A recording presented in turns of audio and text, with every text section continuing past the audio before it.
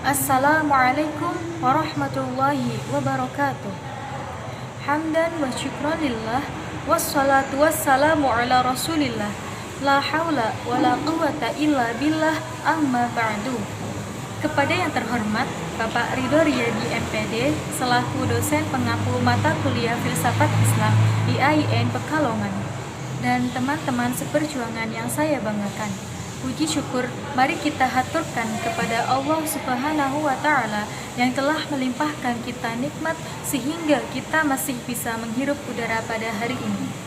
Salawat serta salam tetap tercurah limpahkan kepada Habibana wa Nabiyana Muhammad Sallallahu Alaihi Wasallam yang telah membawa kita dari zaman kegelapan menuju zaman yang terang benderang seperti sekarang ini.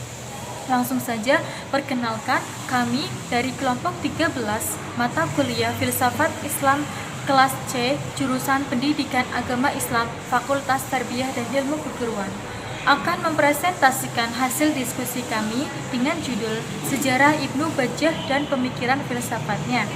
Saya di sini sebagai moderator sekaligus akan membahas mengenai biografi dan karya-karya Ibnu Bajjah. Oke, yang pertama yaitu biografi Ibnu Bajjah. Di dalam dunia barat, Ibnu Bajjah itu terkenal dengan nama Avenpas atau Avenpas. Nama lengkap Ibnu Bajjah yaitu Abu Bakar Muhammad Ibnu Yahya bin As-Sarir bin Tujibi As-Saraqusti. Tapi beliau lebih dikenal dengan nama Ibnu Bajjah. Nah, Ibnu Bajjah itu seorang filsuf muslim terbesar di Spanyol. Beliau ini tuh merupakan anak seorang pandai emas yang lahir di Spanyol. Ibnu Bajjah terkenal sebagai sastrawan dan ahli bahasa yang unggul. Beliau juga pernah menjadi penyair bagi golongan Al-Murabitin. Beliau juga ahli dalam bidang musik dan pandai bermain gambus. Bahkan dalam bidang obat-obatan, beliau juga terkenal di Spanyol sebagai dokter yang andal. Kehebatannya juga muncul di dalam dunia politik, sehingga beliau dilantik sebagai menteri semasa Abu Bakar Ibrahim yang berkuasa di Saragossa. Nah, lebih Masya Allahnya lagi nih, beliau juga ahli dalam bidang matematika, fisika, dan juga ilmu falak. Beliau juga banyak menulis buku yang berkaitan dengan ilmu logika. Namun tragisnya, kehebatan dan kecerdasan beliau ini mengundang banyak kedengkian, bahkan kecemburuan pada beberapa kalangan, yang menjadikan beliau diracuni dan akhirnya meninggal dunia pada tahun 1138 Masehi. Kemudian pembahasan yang kedua yaitu mengenai karya-karya Ibnu Bajjah. Ada beberapa karya Ibnu Bajjah yang perlu kita ketahui. Di antaranya yaitu yang pertama ada kitab Tab'ir Al-Mutawahhid. Nah, kitab ini tuh sangat populer, yang paling penting di antara karya tulisnya. Karena kitab ini berisi tentang akhlak, tapi juga ada unsur politik di situ, dan juga berisi usaha-usaha untuk menjauhkan diri dari keburukan dalam masyarakat negara yang disebut sebagai insan muwahhid atau insan penyendiri. Kemudian yang kedua ada kitab Risalah Al-Wada'. Nah, risalah ini membahas tentang penggerak pertama atau Tuhan, manusia, alam, dan kedokteran. Selanjutnya ada kitab Risalah Al-Ittisal yang menguraikan tentang hubungan manusia dengan akal fa'al. Kemudian ada kitab An-Nafsi atau mengenai jiwa manusia. Nah, selanjutnya ada kitab At-Tarbiyah. Nah, At-Tarbiyah itu adalah puisi yang ada di perpustakaan Berlin. Cukup sekian pembahasan dari saya yang akan dilanjutkan oleh pembakalan selanjutnya yaitu Mbak Ika Nurhani. Kepadanya kami persilakan. Wassalamualaikum warahmatullahi wabarakatuh. Baik, masuki materi yang kedua yaitu pemikiran filsafat Ibnu Bajjah. Ibnu Bajjah adalah filsuf muslim pertama yang memisahkan antara agama dan filsafat. Meskipun demikian, bukan berarti ia menolak agama, tapi justru ia menempatkan agama sebagai sesuatu yang dapat dipahami secara rasional. Ia menolak teori Ilham Al-Ghazali serta menetapkan bahwasanya seseorang dapat mencapai puncak makrifat dan meleburkan diri pada akal fa'al jika ia telah terlepas dari keburukan-keburukan masyarakat dan menyendiri, serta dapat memakai kekuatan pikirannya untuk memperoleh pengetahuan dan ilmu sebesar mungkin, juga dapat memenangkan segi pikiran pada dirinya atas pikiran hewaninya.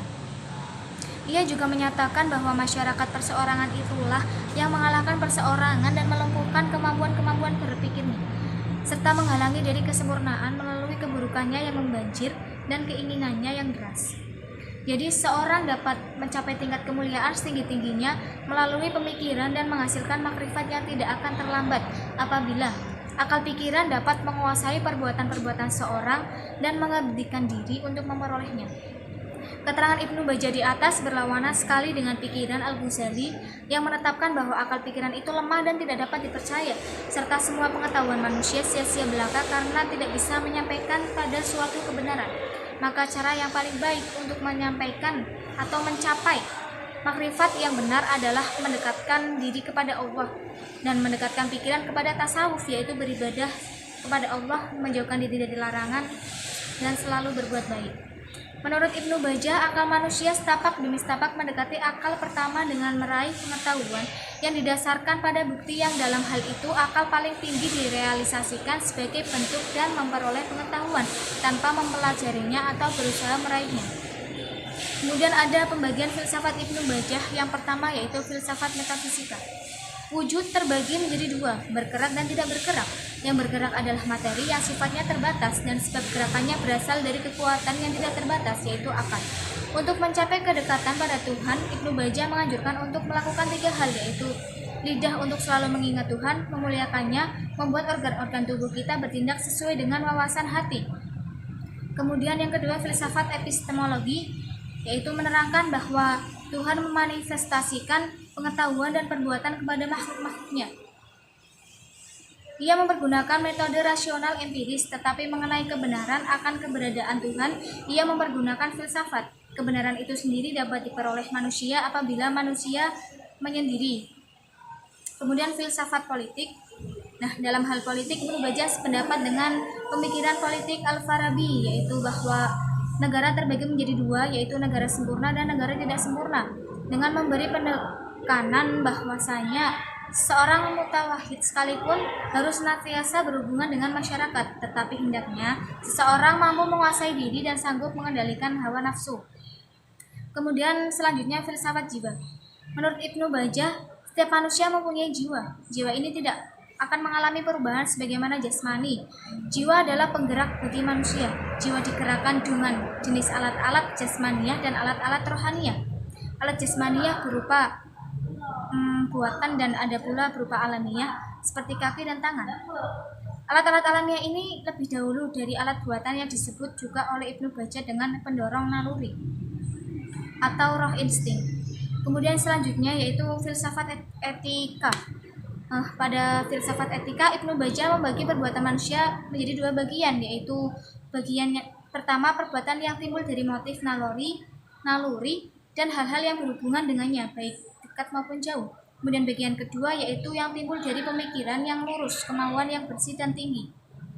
Demikian adalah pemikiran filsafat Ibnu Bajjah. Kemudian materi yang selanjutnya akan disampaikan oleh Mas Ahmad Syafiq. Terima kasih. Baik, selanjutnya yaitu pengaruh filsafat dari Ibnu Bajjah.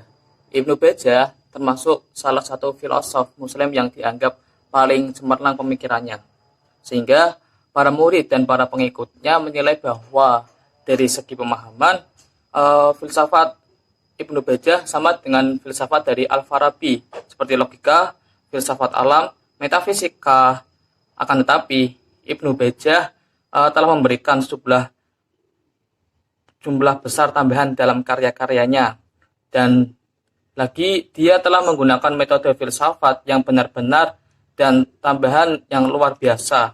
Demikian juga dalam psikologi, Ibnu Bajjah tidak ketinggalan langkah. Dia dipandang memiliki argumen dan pemikiran yang mirip dengan Aristoteles yang mendasarkan psikologinya pada fisika. Oleh sebab itu, Ibnu Bajjah bukan hanya seorang filosof, tetapi juga dia seorang saintis yang menguasai beberapa disiplin ilmu seperti kedokteran, astronomi, fisika, matematika, dan juga musikus. Ibnu Bajjah juga telah mengilhami filosof lain, yakni mampu menghasilkan pemikiran baru bagi Ibnu Tufail dan Ibnu Rashid, sehingga keduanya mampu menyumbangkan pemikiran mereka di antara filosof-filosof muslim lainnya. Teori dari pemikiran Ibnu Bajjah dapat diterima dan diaplikasikan dalam kehidupan sehari-hari demi tercapainya tujuan sebagai makhluk hidup, yaitu sebagai ma'rifatullah. Menurut Ibnu Bajjah, semua orang mempunyai kesempatan untuk tercapainya ma'rifatullah atau mendekatkan diri kepada Allah. Salah satunya bisa ditempuh dengan cara beribadah kepada Allah. Itu menurut Imam Al-Ghazali.